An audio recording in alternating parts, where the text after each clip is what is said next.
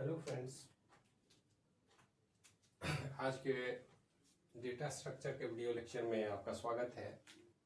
आज के इस लेक्चर में हम विशेष करके डेटा स्ट्रक्चर में डेटा के ऑर्गेनाइजेशन की बात करेंगे। अब डेटा के ऑर्गेनाइजेशन की अगर हम बात करें, सबसे पहले हम ये जानने की कोशिश करेंगे कि जो डेटा हम कंप्यूटर से प्रोसेस कराते हैं उनका स्ट्रक्चर क्या है। अगर सामान्य सी बात है तो हमारे पास प्रिमिटिव और नॉन प्रिमिटिव पिछले लेक्चर में हमने डिस्कस किया था, उसको आप लोग विजिट कर लेंगे। लेकिन सबसे पहले हम ये जानने की कोशिश करें कि जो डेटा है वो इंडिपेंडेंट डेटा है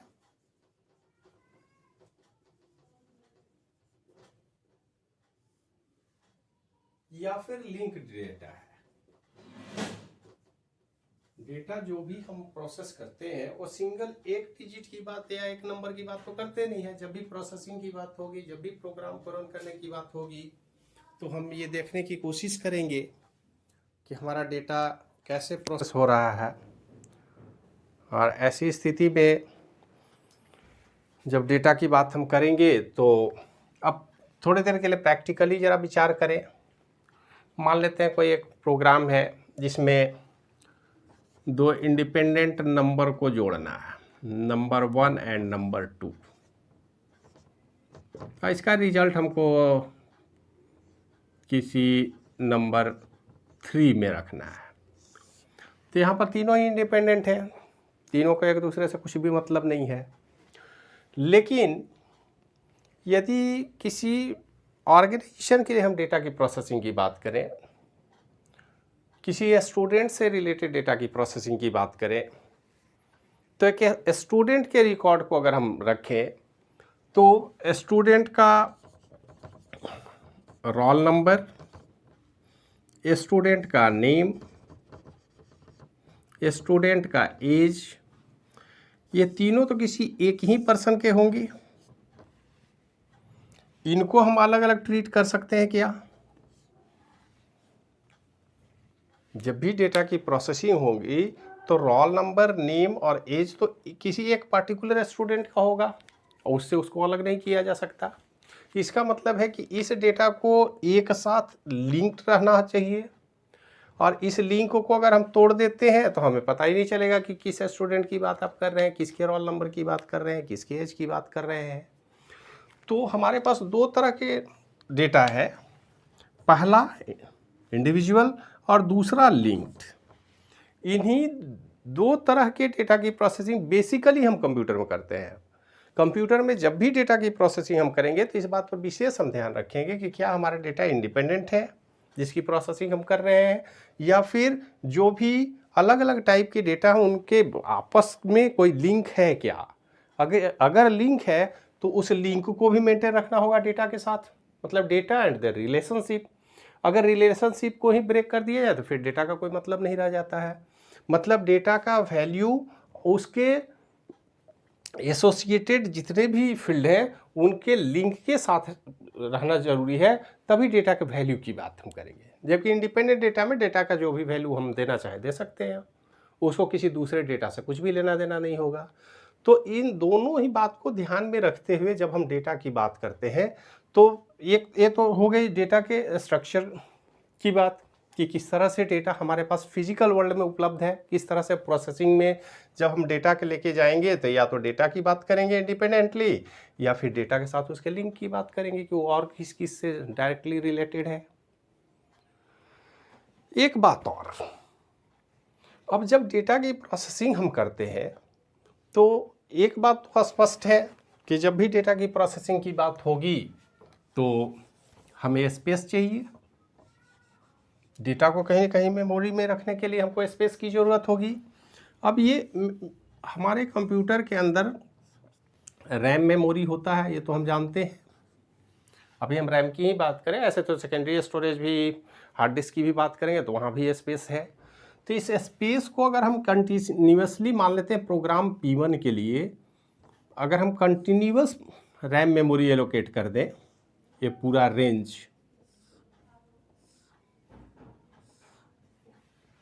और एक साथ हम मेमोरी एलोकेट कर दें किसी भी प्रोग्राम के लिए, तो ये जो एरिया है ये इसको हम लोग बोलते हैं कंटीजियस एलोकेशन। मतलब एक के बाद एक, बिल्कुल एक साथ, इसमें किसी तरह के गैप ना। अब इसमें किसी दूसरे प्रोग्राम का डेटा हम नहीं रख सकते, इस पूरे एरिया इसी प्रोग्राम के लिए हमने रिजर्व कर रखा है, तो इसको हम बोलते हैं कंटीजियस एलोकेशन। और दूसरा है नॉन कंटीजियस, पर आगे हम डिस्कस करेंगे, पहले हम कंटीजियस की बात कर लें। मतलब रैम मेमोरी में जो स्पेस एलोकेट हमने किया वो एक ही जगह होगा, एक साथ होगा। एक साथ एलोकेशन की बात होगी तो 2-3 बातें हमको ध्यान में रखनी होगी। सबसे पहले कितना स्पेस चाहिए प्रोग्राम को, क्या प्रोग्रामर को पहले से ये बात बता देना चाहिए कि हमारा स्पेस क्या होगा। अगर ऐसी बात है तो उसके लिए हमको कंटीन्यूअस मेमोरी एलोकेशन की बात करनी होगी। और कंटीन्यूअस मेमोरी एलोकेशन में हम अगर देखें तो सबसे पहले the term of the data is kept together in memory. मतलब इसमें डेटा में जो भी इंफॉर्मेशन है, चाहे उसके लिंक हो या डेटा के जितने भी एलिमेंट्स हैं, अलग अलग टर्म की बात हम करें, वो सब एक साथ होंगे मेमोरी में जहाँ भी एलोकेशन होगा। जैसे अगर आप इस स्टेटमेंट को देखें, इंट एरे 3 एलिमेंट का हमने बनाया है, तो मेमोरी में स्पेस किस तरह से लेगा, एक साथ लेगा। इनके एड्रेसिंग हम 0, 1, 2 रखते हैं, और इस पूरे मेमोरी का नाम हम ARR रखे हैं। ये जब भी एलोकेशन होगा तो एक साथ होगा। ऐसा नहीं हो सकता है कि मेमोरी के एक लोकेशन में हम 0 को रखेंगे, फिर 1 को दूसरे लोकेशन में रखेंगे, 3 को दूसरे लोकेशन में, ऐसा नहीं कर सकते। इस एलोकेशन को, इस रिप्रेजेंटेशन को ही हम बोलते हैं कंटीन्यूअस एलोकेशन। कंटीन्यूअस एलोकेशन में यहाँ पर जो बात हमने की है, एक बात आप देखेंगे कि ये इंटीजर डेटा की बात करता है। ये क्या है, डेटा टाइप है। मतलब यहाँ पर जो एलोकेशन हमने 3 एलिमेंट का रखा है, वो एलिमेंट किस टाइप के होंगे, इंटीजर टाइप के होंगे। अब दूसरी बात हम करें तो दूसरी बात में हम इस बात पर ध्यान रखेंगे कि हमारा जो डेटा एलिमेंट होगा उसमें अलग अलग टाइप के हो सकते हैं। हो सकता है अगर हम इस तरह के एलोकेशन की बात करें, जो अभी हमने एग्जाम्पल में समझा है कि हमको रोल नंबर चाहिए, हमको नेम चाहिए, और साथ में एज की बात करें, तो स्वाभाविक है कि ये इंटीजर टाइप का डेटा हम लेंगे, ये कैरेक्टर टाइप का डेटा होगा। और यहाँ पर अगर हम फ्लोट की बात कर लें, अब ये 3 तरह के डेटा है। किसी भी सिंगल स्टूडेंट के लिए यहाँ पर हम सिंगल डेटा वैल्यू 1 के लिए सिर्फ एक लोकेशन की बात कर रहे थे। यहाँ पर क्या नंबर रखेंगे कोई ज़रूरी नहीं है, लेकिन यहाँ पर अगर किसी स्टूडेंट का रोल नंबर हम 01 लेते हैं तो स्वाभाविक है कि इसका नाम अगर अमित है तो अमित ही आएगा, और ये दोनों एसोसिएटेड है। किसी क्लास का एग्जाम्पल आप समझें कि अगर रोल नंबर 1 है तो स्टूडेंट का नाम अगर अमित है तो अमित ही रहेगा, सुमित तो नहीं आ सकता। अब फ्लोटिंग में अगर एज रखना मान लेते हैं 21.0, ये भी इसी स्टूडेंट का रिकॉर्ड है, हम एज अमित की बता रहे हैं। अब यहाँ पर कोई एक्सचेंज कर दे तो डेटा का वैल्यू आइडेंटिटी क्रैश कर जाएगी, उस वैल्यू का कोई मतलब नहीं होगा। तो यहाँ पर जब भी हम बात करते हैं तो ये तीनों ही इंफॉर्मेशन एक साथ रखे जाएंगे। इसके साथ साथ अब हम इस तरह की अगर हम 10 स्टूडेंट की बात करें तो स्वाभाविक है कि फिर आगे में नेक्स्ट लोकेशन होगा, इसी का डुप्लीकेट कॉपी होगी। इस तरह से पूरे स्पेस के एलोकेशन की बात होगी, और वो एलोकेशन भी कहीं ना कहीं हमारा मेमोरी में एक साथ स्टोर किया जाएगा। इसको हम बोलते हैं कंटीन्यूअस मेमोरी एलोकेशन। अब कंटीन्यूअस मेमोरी एलोकेशन अगर हम सी की बात करें तो सी लैंग्वेज में हम जानते हैं कि हमारे पास तो प्रिमिटिव डेटा टाइप एक इंट फ्लोट डबल या कैर की बात करते हैं। लेकिन यहाँ पर अगर इस तरह का डेटा स्टोर करना है हमको तो हमें स्ट्रक्चर बनाने की ज़रूरत होगी। आप स्ट्रक्चर पढ़े हैं तो यहाँ पर देखिए उसके लिए कीवर्ड क्या है, स्ट्रक्ट। ये स्ट्रक्चर का नेम हमने दे दिया, स्टूडेंट डेटा कुछ भी आप नाम दे दें, ये स्ट्रक्चर का नेम है। और यहाँ पर हमने डिक्लेयर किया है इंट एज कैर नेम, नेम एरे टाइप का जिसमें हम 20 कैरेक्टर रखेंगे। और यहाँ पर अगर चाहें तो आप फ्लोट, यहाँ पर हम रोल नंबर दे देते हैं। अगर इससे स्ट्रक्चर की हम बात करें तो रोल दे दें और यहाँ पर एज दे दें।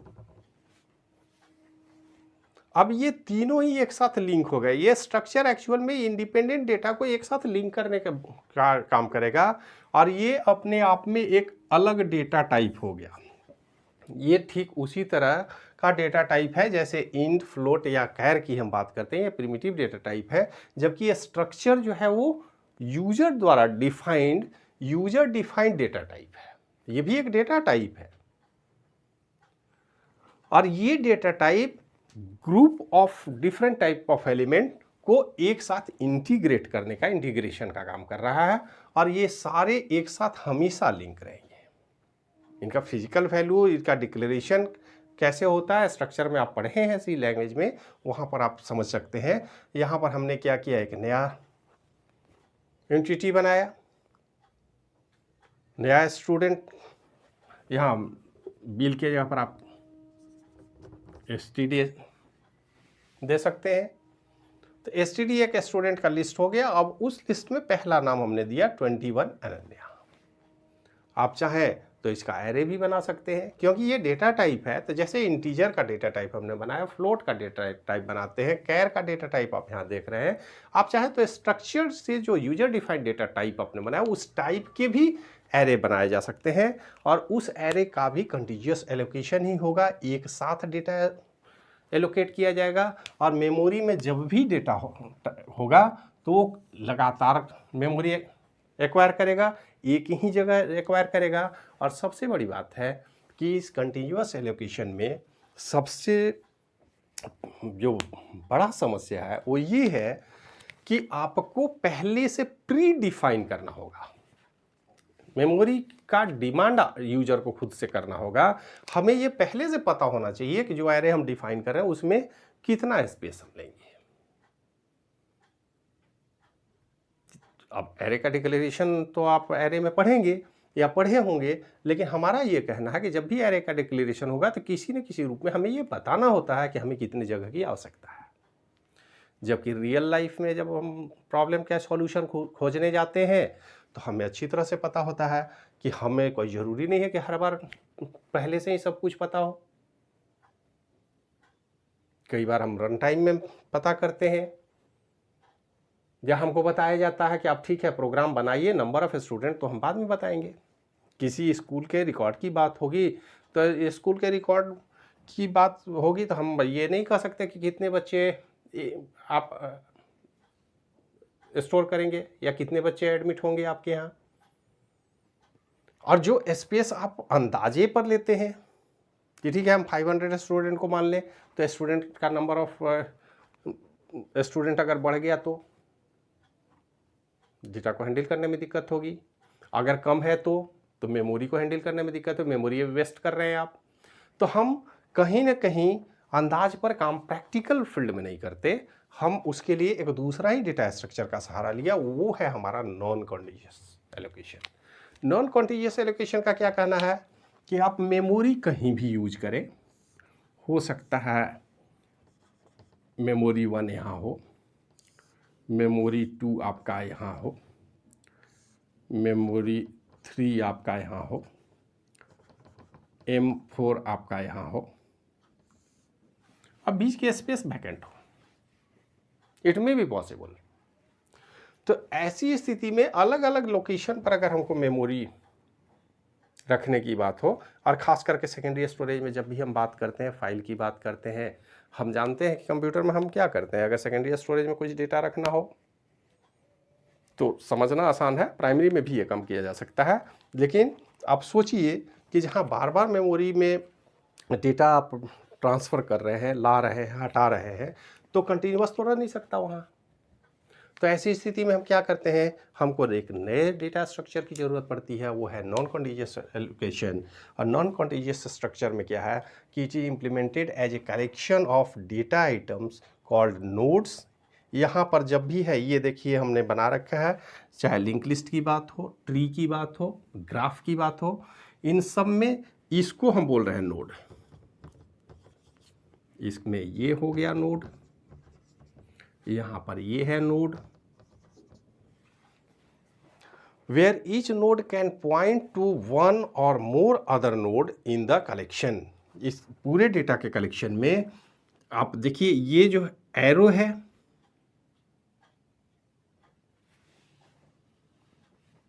इसको कहीं ना कहीं पॉइंट कर रहा है, वो ये इसको पॉइंट कर रहा है, ये इसको पॉइंट कर रहा है, यहाँ पर इसको पॉइंट कर रहे हैं।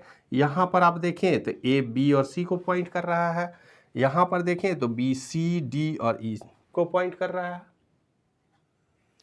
तो नॉन कॉन्टिग्युअस एलोकेशन में एक फ्रीडम हमारे पास है कि हमें पहले से नहीं पता होता है कि डेटा कितने रिक्वायरमेंट है, कितना डेटा चाहिए, कितने डेटा को हैंडल करना होगा रियल टाइम में प्रोग्राम बनने के बाद। तो प्रोग्रामिंग से पहले हम कैसे डेटा डिफाइन करेंगे? तो प्रोग्रामिंग में अगर आपको डेटा डिफाइन नहीं करना है तो आपके पास सिंपल सा विकल्प है कि आप नॉन कॉन्टिग्युअस डेटा स्ट्रक्चर की बात करें। यहाँ पर आप जितना चाहें, आप यहाँ से आगे बढ़ाना चाहें तो आसानी से बढ़ा सकते हैं।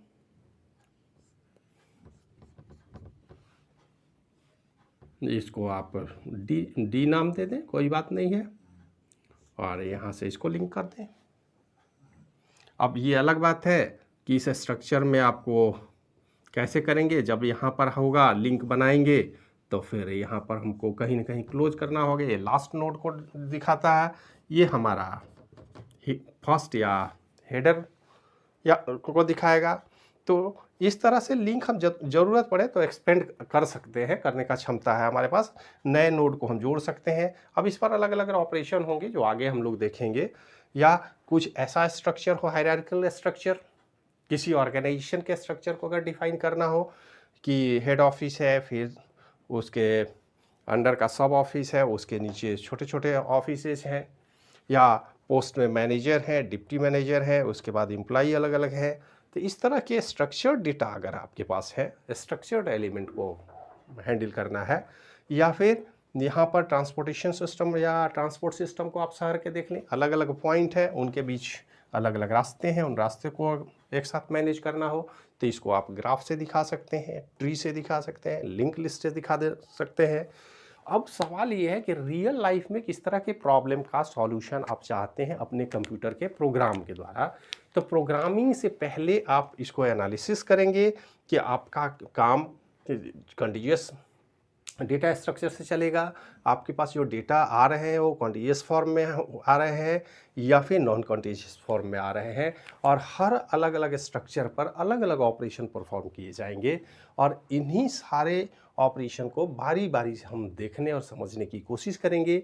अगले वीडियो लेक्चर में, आज के लिए ज़्यादा लंबा वीडियो नहीं बनाते हैं, इसको यहीं पे समाप्त करते हैं। वीडियो देखने के लिए धन्यवाद। अगर अच्छा लगे तो इसको लाइक और शेयर ज़रूर करें। तब तक के लिए